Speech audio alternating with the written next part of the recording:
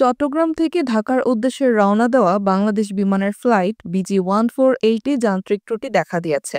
এ কারণে ফ্লাইটটি ফের চট্টগ্রামে ফিরে এসেছে। দুবাই থেকে আসা ফ্লাইটটি বৃহস্পতিবার সকাল 7টা 15 মিনিটে 287 জন যাত্রী নিয়ে চট্টগ্রামের শাহ আমানত আন্তর্জাতিক বিমানবন্দরে অবতরণ করে। এরপর 8টা 37 মিনিটে ঢাকার উদ্দেশ্যে যাত্রা করে, তবে পৌঁছাতে পারেনি। সকাল 8টা 58 মিনিটে ফ্লাইটটি চট্টগ্রামের শাহ আমানত আন্তর্জাতিক বিমানবন্দরে নিরাপদে অবতরণ করে।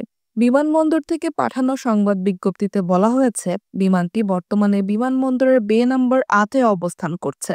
শাহ আমানত আন্তর্জাতিক বিমানবন্দরের জনসংযোগ কর্মকর্তা প্রকৌশলী মোহাম্মদ ইব্রাহিম খলিল জানান, বিমানের ত্রুটি সারানোর কাজ চলছে, যাত্রীরা নিরাপদে রয়েছেন।